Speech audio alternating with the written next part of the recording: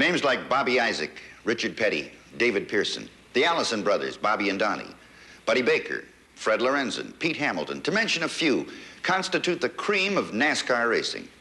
Now, take drivers like these in the fastest late model stocks in the world. Put them on a wide, smooth, 2-mile oval, and you suddenly have all the ingredients for a great race. And such was the case at Michigan International Speedway. It was only a short time ago that the rebels and their hot cars invaded Yankee territory with a brand of excitement all their own, a wheel-to-wheel, flat-out type of racing that demanded recognition, and they got it. NASCAR races have set attendance records across the country. We consider it a great privilege to present on today's show the Motor State 400.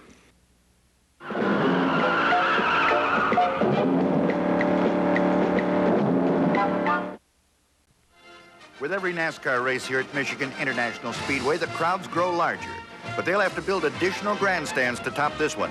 The good old boys from the Southland always put on the kind of a show that lights a fire in the heart of any race fan. And all the veterans are here for the Motor State 400, along with some newcomers. One such virgin to the sport of racing is multimillionaire Chris Vallow, now financially interested in Nichols Engineering.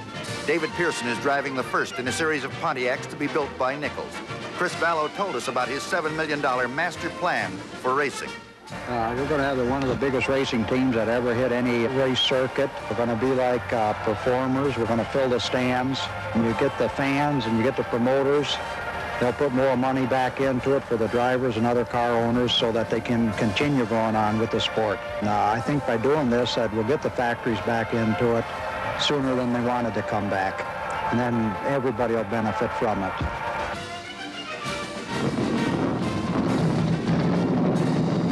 With the announcement given for all drivers to climb aboard, this one is about to get underway. The Allison brothers own the front row. Bobby had fast time in the Mercury number 12, and Donnie starts on the outside in the Wood Brothers Merc number 21. In the second row, it's Pete Hamilton in a Plymouth, and Bobby Isaac's number 71 Dodge. They're followed by Buddy Baker, Fred Lorenzen, Richard Petty. All the big names in the hottest stock cars in America thunder down the front chute for the green flag, and the battle is on.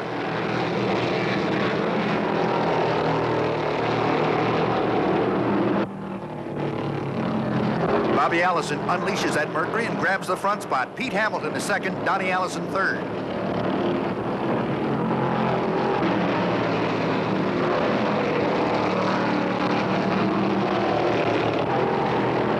At the end of the first lap, Bobby Allison is the leader, but the next 5 cars all want second.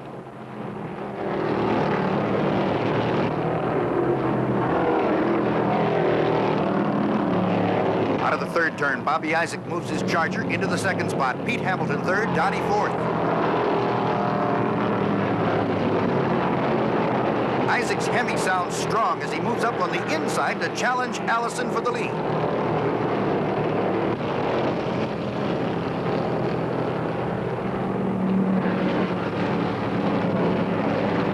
Bill Seifert makes an early pit stop, and it looks like trouble. Donnie Allison pulls a beautiful slingshot out of the second turn and fires into the lead down the back chute.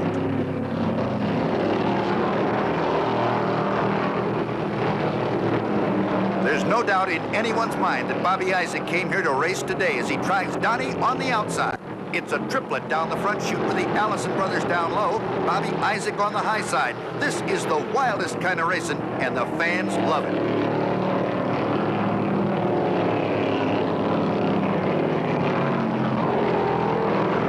On the third lap, the yellow comes out when Charlie Roberts drops a drive shaft in the turn. They clear the track quickly, and the green flag drops again.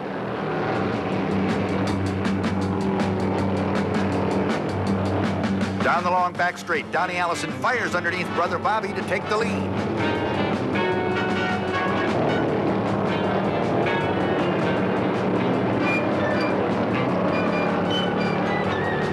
And there goes Dodge's favorite boy, Bobby Isaac. He blasts through on the inside of Donnie Allison, and the red number 71 is the new leader.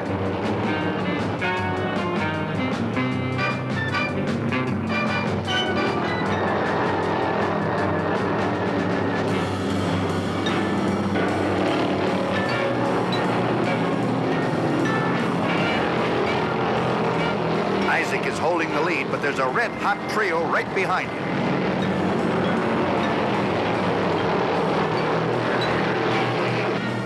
Hamilton and the Allison boys are staging a battle of their own for second place, and Isaac tries to stretch the pack.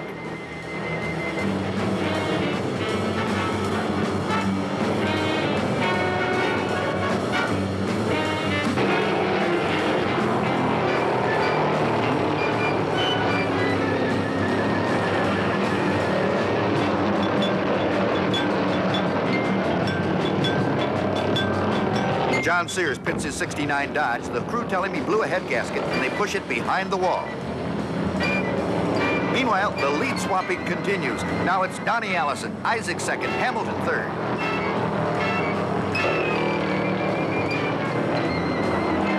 Down the front chute, Pete Hamilton in the Plymouth number 6 passes Isaac to take over second.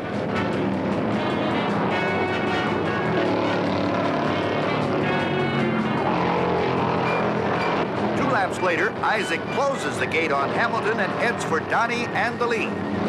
Here's Buddy Baker and Richard Petty. They're running 5th and 6th. Bobby Allison brings his Holman Moody Merc in for a quick stop. He's the first of the leaders to pit.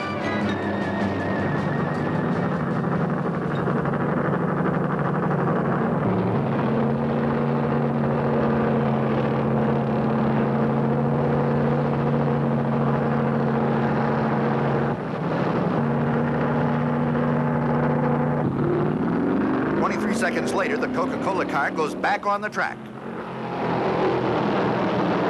On the next lap, 2 more dive down pit road. It's Donnie Allison and Bobby Isaac. Now, some of the racing is up to the crewmen.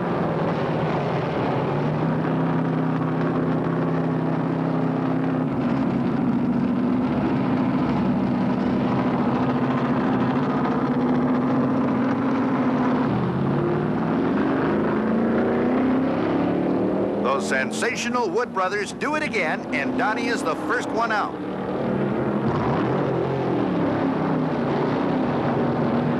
The track temperatures are high, and tire wear is fast becoming a factor as many of the cars come in for a rubber swap and fuel.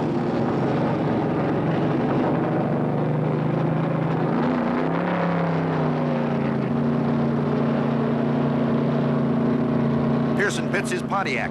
When they get the bugs out of this one, you can bet he'll be a screamer.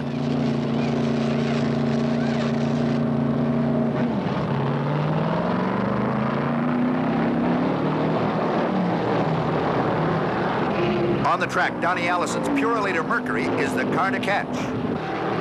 Bobby Allison is second, Isaac third.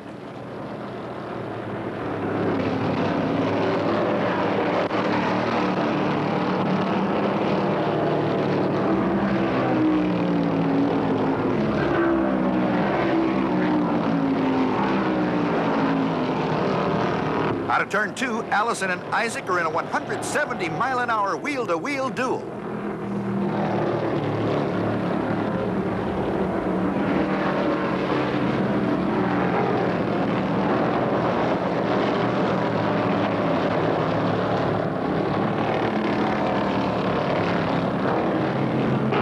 After 140 miles, the Pearson Pontiac limps down pit road with a blown head gasket. The crew push it into the garage area where Chris Vallow is standing by with David. Both men have a strong mutual respect for one another. Well, he don't even seem like a boss. I think he's one of the best in the business. As far as bothering the boys working on a car or me telling us what to do, he just never does. Now, we told him, you know, he'd have to sit back if it took 2, 4, 6 months. And it's a shame that we have to make him sit like this, but there's nothing else we can do on it. Donnie Allison roars by the grandstand in his 21 Merc, trying to stretch Bobby and Isaac.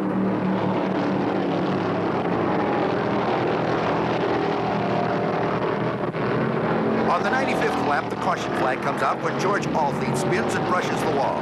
He wheels the 0 car into the pits. And he's not alone, as half the field take this opportunity to refuel and change rubber. The action is fast. We have 6 cameras in the pits, so take a look at the best auto servicing in the world.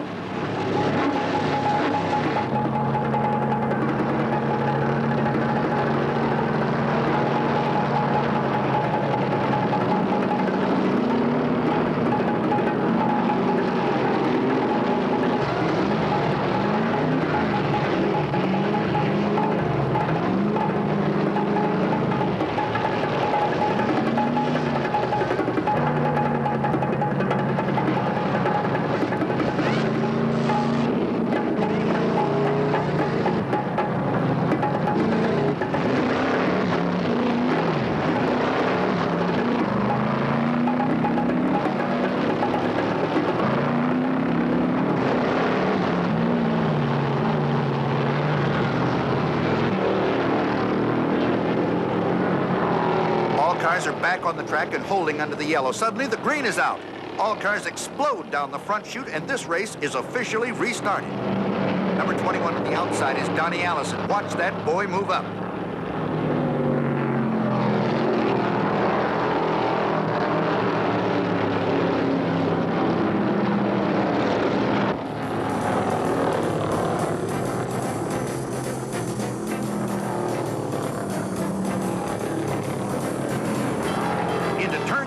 Passes Bobby and Richard Petty to regain the lead. The pack screams through the fourth pocket.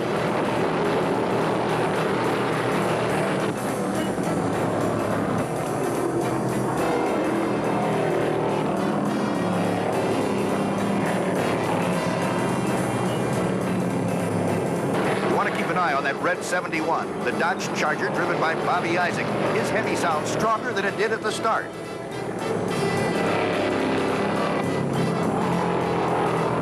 Down the front straight, Bobby Allison passes Hamilton's Plymouth to take over second.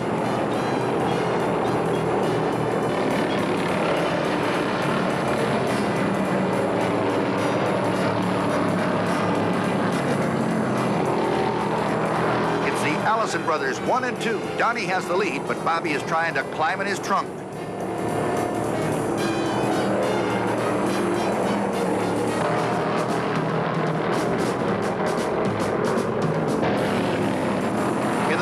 Bobby Allison takes the lead. Isaac is running third and coming on.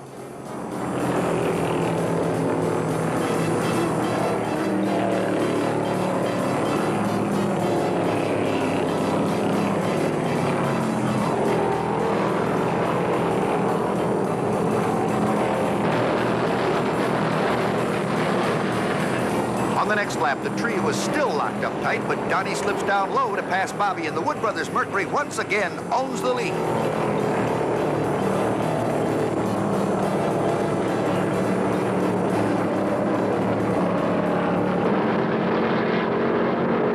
Bobby Allison whips the Holman Moody car into the low groove and streaks into the pits, broad-sliding into his stall. This is the 149th lap, and his tires are pretty thin.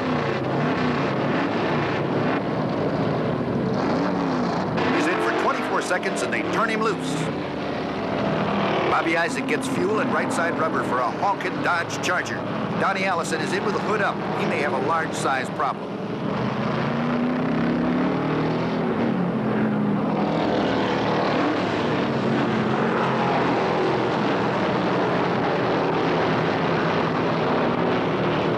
Back on the track, Bobby Allison has the number 1 spot with Isaac right on his back.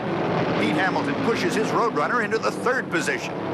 Donnie Allison is running 4th with Richard Petty 5th. At the end of 170 laps, the average speed has gone up to 148.418 miles per hour.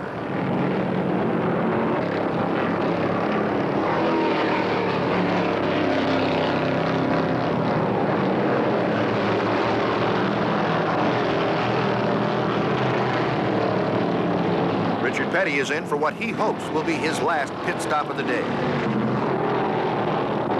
Into the first turn, Allison and Bobby Isaac are locked up and fighting for the lead.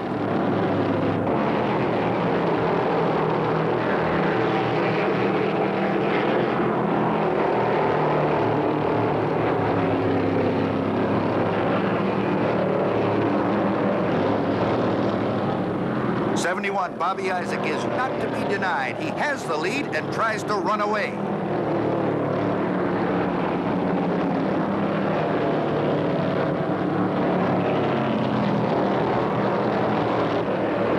Down the long back chute, Allison unleashes that big Mercury, passes Isaac, and goes back in the lead.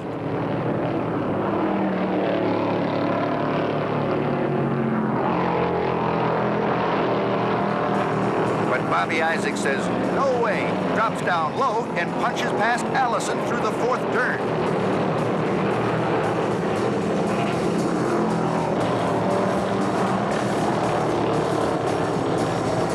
.160, 165, 170 miles per hour, and Allison does it again. He passes Isaac on the straight. This is racing rebel style, and the fans come unglued.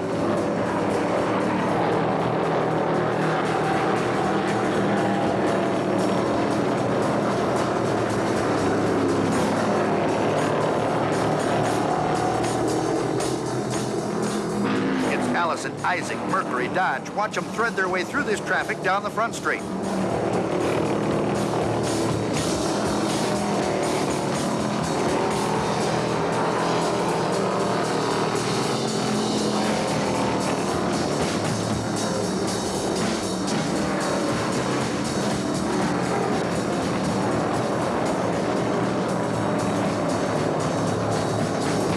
Closing moments, Allison has the lead with Bobby Isaac working him over on every foot of the racetrack. There's the white flag. One more lap. Can Isaac do it? Allison has the power down the chutes, but Isaac is handling better in the corners. Both cars are strong and flat out. Out of the fourth turn, and here's the drag for the flag as both drivers stand on it. But Allison's Mercury proves to be too much for the Dodge, and he grabs the checkered flag 1 second ahead of Bobby Isaac. The photographers in victory lane greeted a completely exhausted but very happy Bobby Allison. The Motor State 400 represented his third win in 3 consecutive weeks.